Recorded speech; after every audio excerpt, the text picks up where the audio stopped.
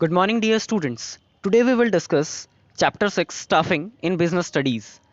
Class 12th का ये जो हमारा चैप्टर है स्टाफिंग, ये एक बहुत ही इंपॉर्टेंट चीज़ सिखाता है हमें, जो कि बाकी चीज़ों से थोड़ा सा हटकर है।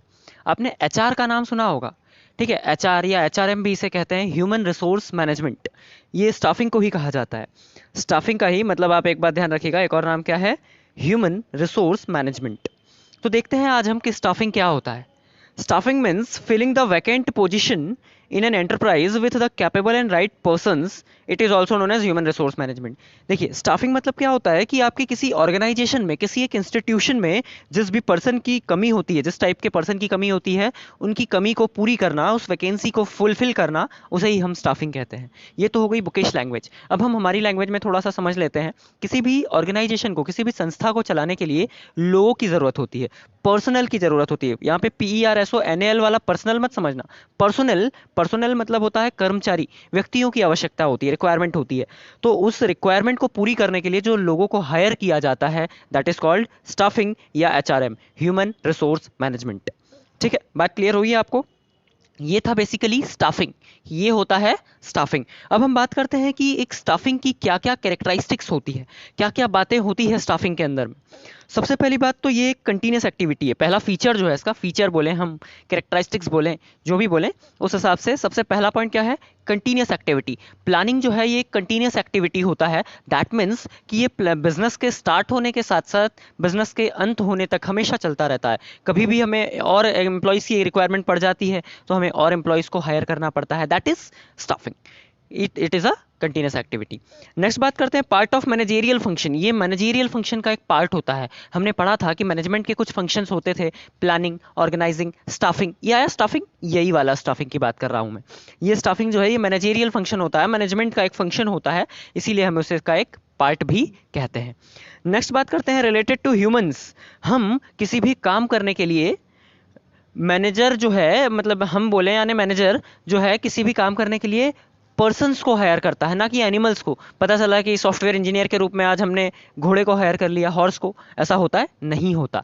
ये जो है हमेशा ह्यूमन रिलेटेड एक्टिविटी होती है। That means related to humans, ये इंसानों से जुड़ी चीज़ें होती है। नीडेड एट ऑल लेवल, ये सभी जगह पर रिक्वायरमेंट होती है स्टाफिंग की। अगर टॉप लेवल है तो CEO रखना पड़ेगा, मैनेजर रखना पड़ेगा, बोर्ड ऑफ डायरेक्टर्स रखने पड़ेंगे, ठीक है। मिडिल लेवल की बात करें तो डिपार्टमेंट हेड रखना पड़ेगा, चीफ एग्जीक्यूटिव रखना पड़ेगा, सुपरवाइजर रखना पड़ेगा। लो लेवल की बात करें तो सुपरवाइजर्स रखने पड़ेंगे, ठीक है। अदर अदर वर्कर्स रखने पड़ेंगे। ये सारे आपके मतलब हर लेवल पे रिक्वायरमेंट होती है। आप ये नहीं कह सकते कि सिर्फ टॉप लेवल पे या सिर्फ मिडिल लेवल पे या सिर्फ लो लेवल पे, हर लेवल पे इसकी रिक्वायरमेंट होती ही है। Next, it is also a social responsibility. Social responsibility कैसे? देखिए, होता क्या है कि आज जैसे मैं एक सेल्फ एम्प्लॉयमेंट करता हूँ, मैं मेरी कोई एक खुद की इंडस्ट्री डालता हूँ, कोई एक यूनिट डालता हूँ, उसके बाद में मुझे तो कहीं और जॉब का ढूंढने की ज़रूरत नहीं है क्योंकि मेरे पास मेरा सेल्फ एम्प्लॉयमेंट है। प्लस दूसरी बात ये भी हो जाएगी कि मैं 4 लोगों को और मेरे ही बिजनेस में हायर कर पाऊंगा। ये इसका एक one of the most important advantage होता है, इसलिए इसे सोशल रिस्पॉन्सिबिलिटी के रूप में भी देखा जाता है। क्यों? क्योंकि ये खुद को तो आपको जॉब दे ही रहा है, प्लस ये 4 और लोगों को हायर कर रहा है। दैट मीन्स एम्प्लॉयमेंट क्रिएट कर रहा है, which is called a social responsibility. ठीक है, आई होप यहाँ तक आपको बातें क्लियर हुई होंगी। बढ़ते हैं हम आगे। अब देखिए, यहाँ पर जैसे ही आप स्टाफिंग देखेंगे ना, तो स्टाफिंग के 2 पार्ट होते हैं। स्टाफिंग के 2 पार्ट होते हैं। Number 1 recruitment, number 2 selection. पहले तो मैं इनके बारे में आपको थोड़ा बता दूं, फिर हम डिफरेंस रेफरेंस पे आगे जाएंगे। रिक्रूटमेंट मीन्स क्या होता है? देखिए, रिक्रूटमेंट मीन्स होता है लोगों को भर्ती करने के लिए वैकेंसी निकालना, मतलब लोगों को रिक्रूट करने के लिए, लोगों को हायर करने के लिए वैकेंसी निकालना। That is called recruitment. मतलब मुझे मेरी कंपनी में 50 लोगों की ज़रूरत है तो मैंने 50 वैकेंसी निकाली, सॉरी, मुझे 50 लोगों की ज़रूरत है तो 50 वैकेंसी निकाली कि 50 लोगों की मुझे ज़रूरत है। अब इसके लिए 500-5000 लोग एप्लीकेशन देंगे, उनमें से कुछ लोगों को मैं सिलेक्ट करूंगा, किसी को नहीं करूंगा। जो फाइनली सिलेक्ट हो जाएंगे, मतलब एलिजिबल कैंडिडेट, वो हो जाएंगे सिलेक्शन में। और जो लोग सिर्फ आएंगे और चले जाएंगे, दैट इज वो किस में आ जाएंगे? रिक्रूटमेंट में। रिक्रूटमेंट मतलब भर्ती और सिलेक्शन मतलब चयन। रिक्रूटमेंट मतलब कोई भी व्यक्ति आके अप्लाई कर सकता है जो उस एलिजिबिलिटी क्राइटेरिया को फॉलो करता होगा, और सिलेक्शन मतलब जो फाइनली सिलेक्ट हो गया है उस पोस्ट के लिए, उस जॉब के लिए, दैट इज सिलेक्शन। ठीक है, अभी इसके डिफरेंस पे आने से पहले कुछ और चीजें मैं आपको थोड़ा सा बताना चाहता हूं। रिक्रूटमेंट क्या होता है?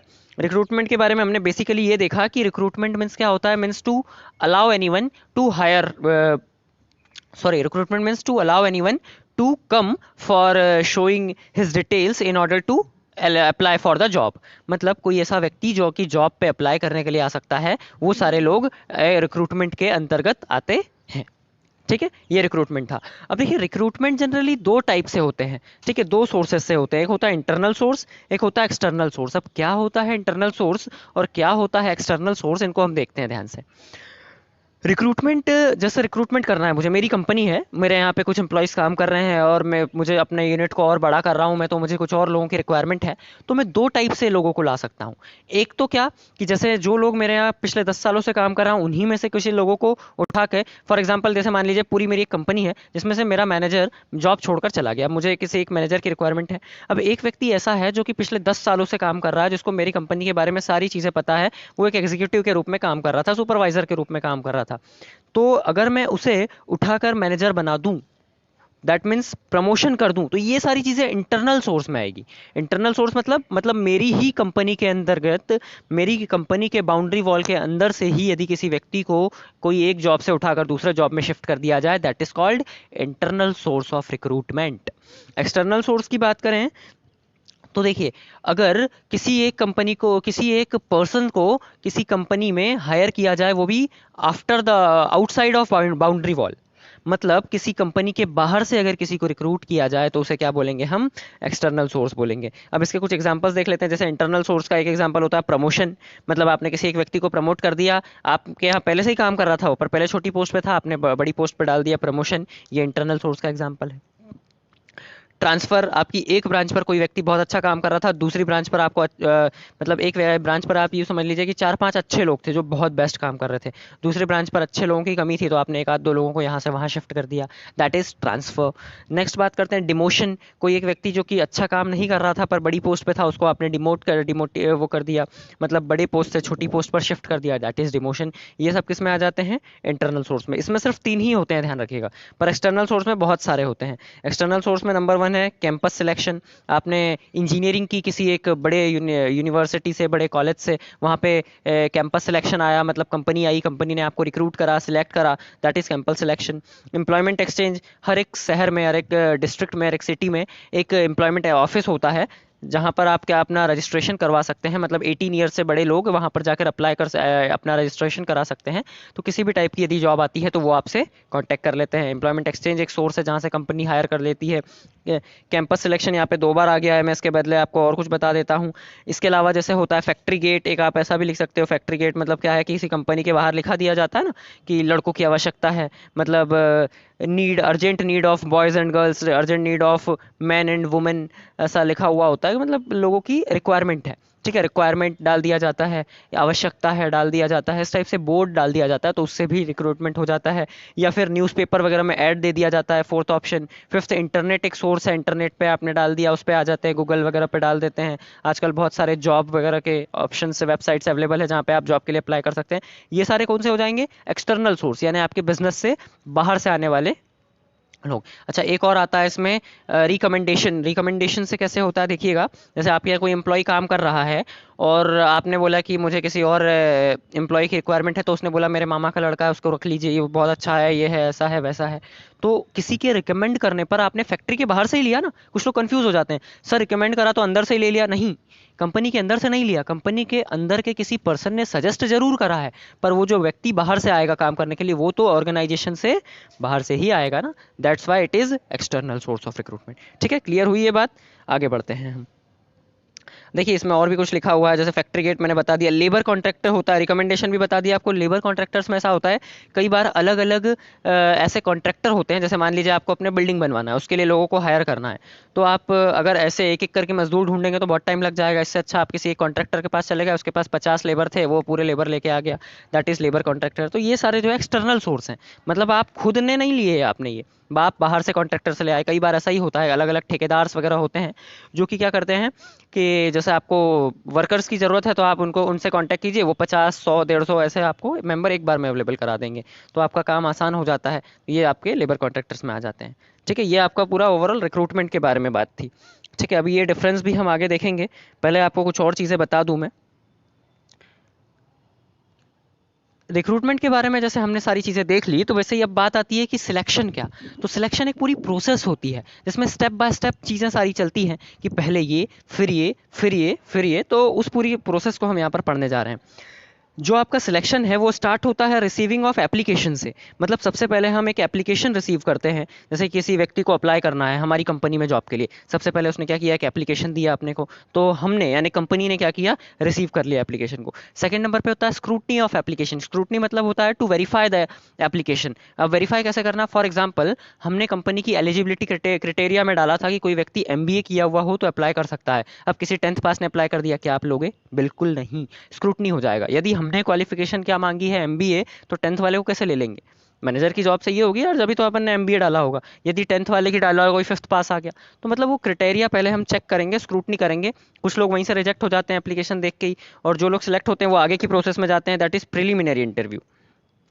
अब प्रिलिमिनरी इंटरव्यू में क्या होता है, कुछ चीज़ें आपकी बेसिक डिटेल्स वगैरह चेक किया जाता है, जिसमें कि मतलब ये प्रिलिमिनरी इंटरव्यू मतलब इंटरव्यू से पहले होने वाला इंटरव्यू होता है ये। मतलब इसमें क्या होता है, आपकी बेसिक डिटेल्स वगैरह कई बार कॉल्स वगैरह पर चेक की जाती है कि आपने क्या किया है, आपकी कम्युनिकेशन स्किल्स कैसी है। जैसे आपने बड़ी बड़ी डिग्री कर रखी है पर आपको फ़ोन लगाया और आप बात कर रहे हैं बिल्कुल गाँव वाले गवारों जैसी, तो फिर क्या होगा कि आपकी एक जो प्रोफेशनलिज्म है वो थोड़ा सा इफेक्टेड होगा वहाँ पे आपको रिजेक्ट करने के बहुत ज़्यादा चांसेस होंगे। तो प्रिलिमिनरी इंटरव्यू में ये हो जाता है। अगर कोई व्यक्ति ये भी क्वालिफाई कर लेता है, तो नेक्स्ट पे आता है एम्प्लॉयमेंट टेस्ट। अब उस व्यक्ति को जो काम सौंपना है तो वो उस काम को करने के लिए एलिजिबल है या नहीं है। जैसे मतलब किसी व्यक्ति को यदि मैनेजर बनाना है, तो मैनेजर ऐसा देखिए, कभी भी क्या होता है, कोई व्यक्ति कितनी अच्छी यूनिवर्सिटी से एमबीए करके आया हो, कुछ भी करके आया हो, मैनेजर ऐसे ही नहीं बना देते हैं। मैनेजर एक ऐसे व्यक्ति को बनाया जाता है जिसको एक्सपीरियंस हो उस पर्टिकुलर चीज़ का।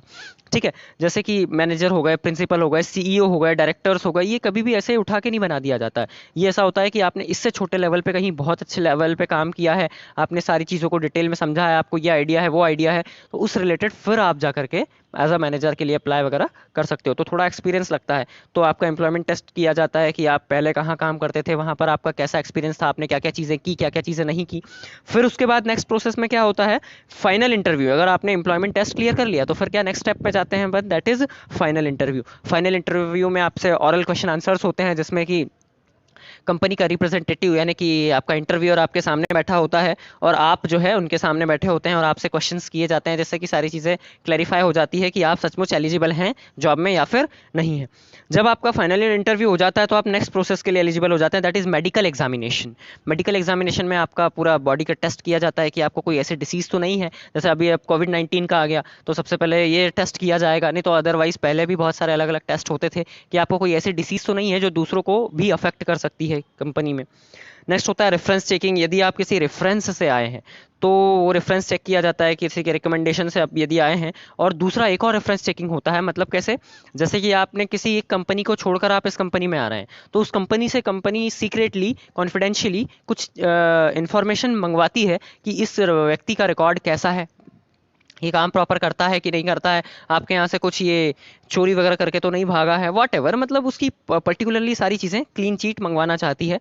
अगर उसको सारी इन्फॉर्मेशन मिल जाती है तब जा करके फाइनली वो नेक्स्ट स्टेप के लिए एलिजिबल हो जाता है, यानी कि उसको अपॉइंटमेंट लेटर दे दिया जाता है। फाइनली वो सिलेक्ट हो जाता है और अपॉइंटमेंट लेटर दे दिया जाता है उसको। लास्ट स्टेप पे आता है प्लेसमेंट। उसको उस जॉब पर प्लेस कर दिया जाता है जिसके लिए उसको रखा गया था। और लास्ट में उसको फिर दे दी जाती है ट्रेनिंग और डेवलपमेंट। ठीक है, ट्रेनिंग और डेवलपमेंट में मतलब उस व्यक्ति को काम सिखाया जाता है, देखिए ये हमारी कंपनी है, आपको यहाँ पर ऐसा काम करना है, ये चीज़ें करना है, वॉट एवर। अब ट्रेनिंग डेवलपमेंट को देखिए दो चीज़ों में मैं क्लासीफाई कर दूँ।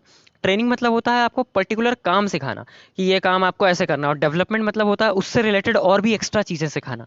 ठीक है, तो ये ट्रेनिंग और डेवलपमेंट में आ जाता है। अब इसको हम पूरा डिफरेंस में पढ़ेंगे तो आपको और अच्छे से क्लियर हो जाएगा। ठीक है, अब एक जो छोटा सा क्वेश्चन जो कि अक्सर ये टॉपिक पढ़ाने के बाद बच्चों के मन में आता है कि सर एक क्वेश्चन है, बोले बिल्कुल बताइए। क्वेश्चन ये है कि सर क्या सारे 10 पॉइंट याद करने पड़ेंगे, 10 पॉइंट पूरे रिमेंबर रखने पड़ेंगे, लर्न करने पड़ेंगे और पूरे के पूरे एग्जाम में लिखने पड़ेंगे? तो बिल्कुल, अगर ये क्वेश्चन आता है, और बहुत इंपॉर्टेंट क्वेश्चन है, अगर ये क्वेश्चन आता है तो in spite of having 5 marks question you have to write all the 10 points, because ये जो है ये एक प्रोसेस है और प्रोसेस में आप 2-4 स्टेप खा नहीं सकते, छोड़ नहीं सकते। ठीक है, तो आपको ये पूरा का पूरा एज इट इज लिखना होगा। नेक्स्ट टॉपिक पे आते हैं हम। अब अपना नेक्स्ट जो टॉपिक है that is difference between recruitment and selection. Exam में अगर आप पिछले 10 ईयर्स का पेपर उठा के देखेंगे ना, तो 10 में से 7 to 8 टाइम्स ये डिफरेंस आया ही आया है, difference between recruitment and selection. मतलब बहुत इंपॉर्टेंट है ये। अब इसको हम बहुत डिटेल से एनालिसिस करते हुए पढ़ते हैं। रिक्रूटमेंट के बारे में मैंने आपको बता ही दिया था कि इसमें क्या होता है, वैकेंसी निकाली जाती है और सिलेक्शन में व्यक्ति को फाइनली सिलेक्ट किया जाता है। तो देखिएगा, फर्स्ट पॉइंट है हमारा मीनिंग। रिक्रूटमेंट की मीनिंग क्या है? Recruitment is the process of searching candidates for vacant post. जो खाली वैकेंसीज है उसके लिए लोगों को सर्च किया जाता है कि कोई व्यक्ति जो है इस काम के लिए एलिजिबल है या नहीं है। और सिलेक्शन जो होता है, selection is the process of appointing a person from a group of person. Selection means क्या होता है, जैसे 10 लोगों ने अप्लाई किया, हमारे पास 2 ही वैकेंसी है, तो उस 10 में से बेस्ट 2 को सिलेक्ट करना ताकि हम उसे बेस्ट जॉब प्रोवाइड कर सकें। सिलेक्शन ये होता है। सीक्वेंस की बात करें तो रिक्रूटमेंट पहले किया जाता है, पहले लोगों को मंगवाया जाता है, फिर उनमें से सिलेक्ट किया जाता है, तो सिलेक्शन उसके बाद किया जाता है। ठीक है, नेक्स्ट बात करते हैं हम पर्पस। रिक्रूटमेंट का मेन पर्पस होता है it aims to attract more and more candidates. मतलब ज़्यादा से ज़्यादा कैंडिडेट आएँ ताकि हम उन कैंडिडेट्स में से बेस्ट कैंडिडेट्स को सिलेक्ट कर सकें। और सिलेक्शन की बात करें तो सिलेक्शन का मेन ऑब्जेक्ट होता है टू रिजेक्ट अनसुटेबल कैंडिडेट्स। मतलब लाइक 10 लोगों ने अप्लाई किया तो उसमें से 8 अनसुटेबल्स को हटाकर सिर्फ बेस्ट 2 को सिलेक्ट कर सकें। मतलब जितनी वैकेंसीज हैं उस हिसाब से बता रहा हूँ मैं। नेक्स्ट बात करते हैं पॉजिटिव नेगेटिव की। तो सिलेक्शन एक पॉजिटिव प्रोसेस होता है, इससे रिलेटेड एक ऑब्जेक्टिव आता है, ध्यान रखिएगा। क्या ऑब्जेक्टिव आता है कि selection is a dash process, positive process.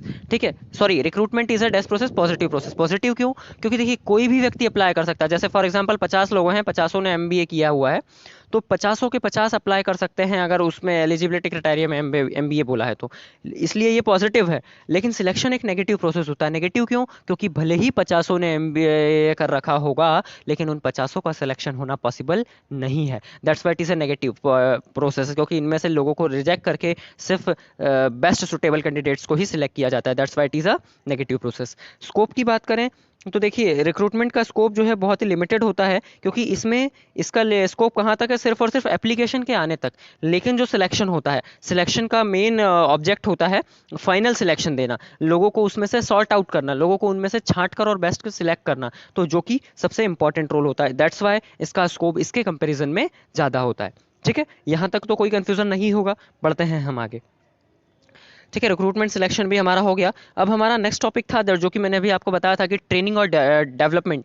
ठीक है, मैंने आपको बताया ना कि 7 से 8 बार 10 में से रिक्रूटमेंट और सिलेक्शन आया है और बचे हुए बार ये आपका ट्रेनिंग और डेवलपमेंट आया। मतलब ये दोनों ही बहुत ज़्यादा इंपॉर्टेंट है। तो हम ट्रेनिंग और डेवलपमेंट को भी बहुत अच्छे से कर लेते हैं ताकि अगर ये भी आया तो आप बेस्ट परफॉर्म कर पाएँ अपने एग्जामिनेशन में।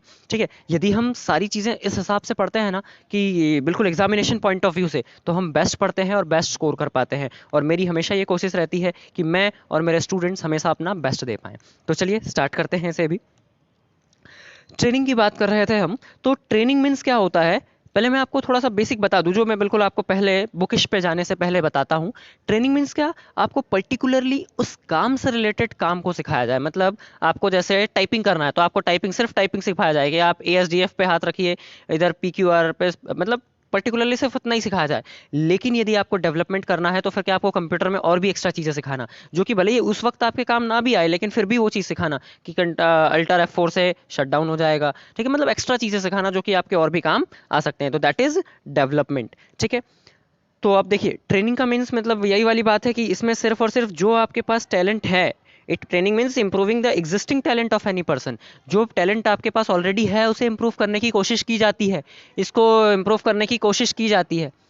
उसके बाद में यदि बात करें हम डेवलपमेंट की, तो डेवलपमेंट में क्या होता है कि जो टैलेंट आपके पास है वो तो इम्प्रूव किया जाता ही है, प्लस कुछ एक्स्ट्रा टैलेंट भी आपके अंदर जगाने की कोशिश की जाती है। ओवरऑल ग्रोथ किया जाता है और प्रोग्रेस के लिए हर टाइप के वर्क आपको सिखाए जाते हैं।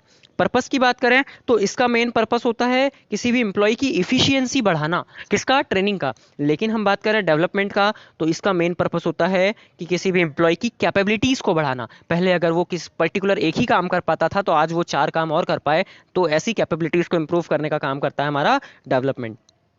ठीक है। नेक्स्ट बात करते हैं ड्यूरेशन की। तो देखिएगा कि इसका जो ड्यूरेशन होता है, प्लानिंग का ड्यूरेशन बहुत ही कम, सॉरी ट्रेनिंग का ड्यूरेशन बहुत ही कम होता है। मतलब शॉर्ट टाइम के लिए, जैसे आपने देखा कि आपको कोई जॉब करवानी है तो 15 दिन की ट्रेनिंग दे दी, काम शुरू करवा दिया। लेकिन डेवलपमेंट की कोई लिमिट नहीं होती, डेवलपमेंट हमेशा होते रहता है, हमेशा होते रहता है। जैसे आपको काम के दौरान कुछ और सिखा दिया, काम के दौरान कुछ और सिखा दिया, काम के दौरान कुछ और सिखा दिया, जो कि ओवरऑल, जैसे मैं आपको एक छोटा सा एग्जांपल देता हूँ। हम सभी कॉमर्स फील्ड के हैं, तो हम सभी लोग टैली सीखते हैं, आपको पता है अकाउंटिंग सॉफ्टवेयर होता है। अब आपने क्या है कि जैसे आपने पहली बार टैली सीखा, ठीक है, कहीं से आपने टैली का कोर्स कर लिया, आप जॉब करने गए, आपको 4-5 थाउजेंड की जॉब मिल गई। फिर आपको थोड़ा और एक्सपीरियंस हो गया, आपने थोड़ा और सीखा, थोड़ा और मतलब सारी चीज़ों के बारे में काम सीख लिया, और बिलिंग वगैरह, टैक्सेशन वगैरह देख लिया, फिर आपकी 10-15 सैलरी हो गई। फिर आपने थोड़ा और सेल्स वगैरह देख लिया, तो आपकी 20-25 सैलरी हो गई। फिर आपने और उसको डिटेल्स में एनालिसिस कर लिया, तो फिर आपकी और 25-30 सैलरी हो गई। आपने थोड़ा और ऑडिटिंग वगैरह, तो वही क्या होता है कि ये ओवरऑल डेवलपमेंट होते जाता है। आप जितना ज़्यादा मास्टरी करते जाते हैं, उतनी आपकी सैलरी और रेमुनरेशन बढ़ता चला जाता है। नेक्स्ट बात करते हैं नॉलेज की। तो ट्रेनिंग जो है सिर्फ जॉब का नॉलेज प्रोवाइड करता है, लेकिन जो आपका डेवलपमेंट होता है ये आपको ऑल राउंड नॉलेज प्रोवाइड करता है। वहीं बात करें अगर हम स्कोप की, तो ट्रेनिंग का स्कोप बहुत ही लिमिटेड होता है, सिर्फ और सिर्फ आपको काम सिखाता है। लेकिन डेवलपमेंट का स्कोप बहुत ही वाइड होता है, आपको ओवरऑल सारी चीज़ें सिखाने की प्रयास इसमें किया जाता है। ठीक है, आई होप क्लियर हुई होंगी ये बातें भी आपको। अब देखिए, ट्रेनिंग भी जनरली दो टाइप के होते हैं, on the job training end of the job training. On the job training और ऑफ द जॉब ट्रेनिंग क्या, बेसिकली पहले मैं जस्ट हमेशा जैसा आपको बताता हूँ वैसे आपको सेल्फ लैंग्वेज में थोड़ी सी बात बताता हूँ। ऑन द जॉब ट्रेनिंग मतलब एक ऐसी ट्रेनिंग जो जॉब करने के दौरान आपको दी जाए, that is called on the job training. और ऑफ द जॉब ट्रेनिंग मतलब जो आपको एक्स्ट्रा बिठा बिठा कर दिया जाए, वो आपका क्या हो जाता है, ऑफ द जॉब ट्रेनिंग। ठीक है, तो देखिए इसको समझते हैं।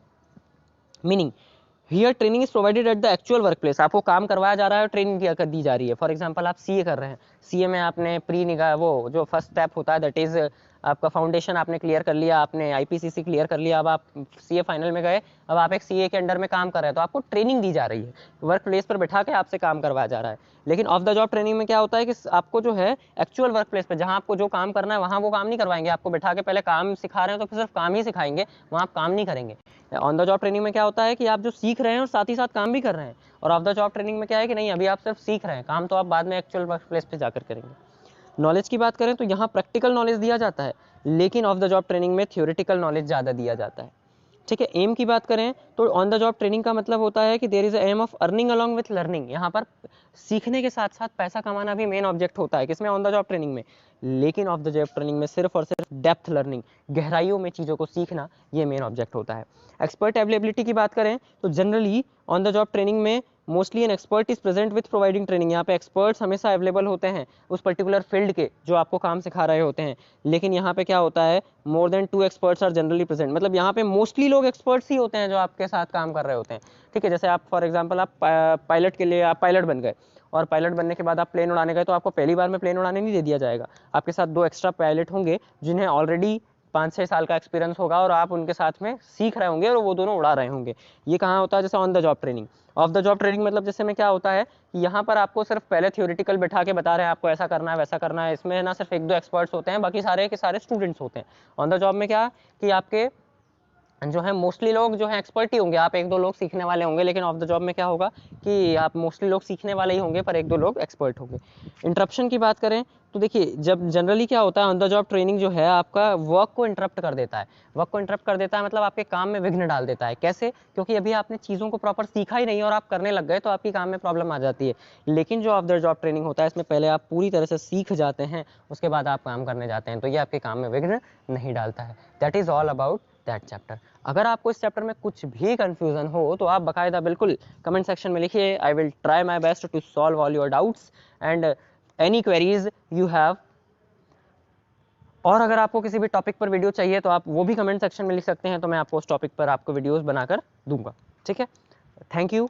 एंड इस टाइप के वीडियोस के लिए आप हमारे चैनल को लाइक, शेयर और सब्सक्राइब भी कर सकते हैं।